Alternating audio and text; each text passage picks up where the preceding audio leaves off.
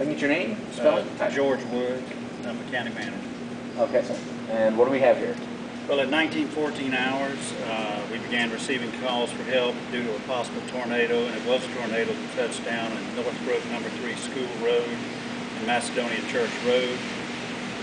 The first units reported significant damage to the area, as well as some occupants trapped in a few residential structures. We began an immediate search and rescue operation and initiated as of 2140. All the victims were reported free from those structures. As of 2215, we had some injuries reported. We had one with a potential life-threatening injury, and he was transported to Cleveland Memorial Hospital. We had 10 with non-life-threatening injuries, and they were transported to CMC Lincoln.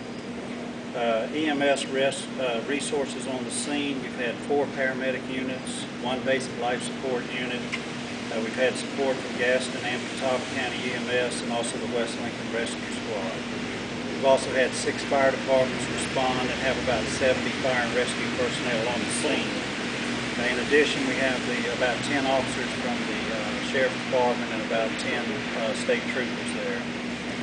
We've had the following property damage. 8 residential structures were damaged. Of those, 3 were completely destroyed.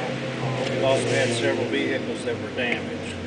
Multiple trees are down, along with power lines rendering about 795 residents without power. There are 3 detours set up at this time. Reeves Road and Talent Road closed.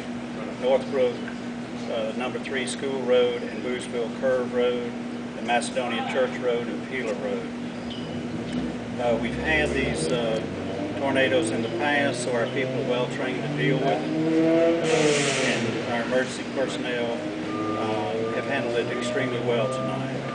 We'll continue to monitor it. We're leaving units in the area until all of these cells make it through tonight so that we can have a quick response in that area. Obviously, when you're dealing with tornadoes, especially at night, these are scary things because you can't see them coming. That's right.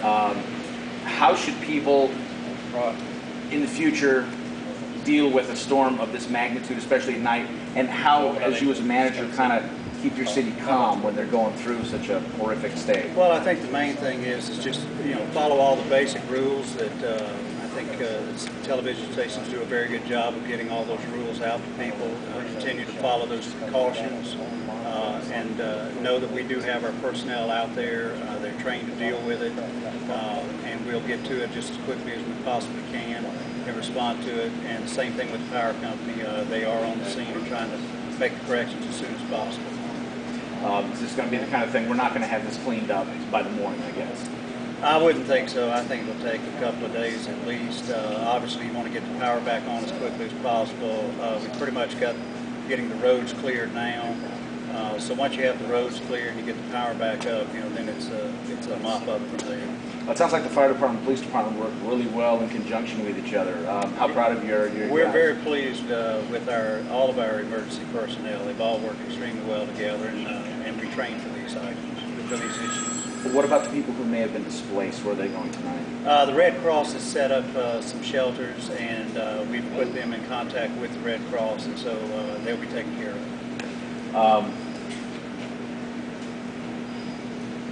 I just completely drew a blank.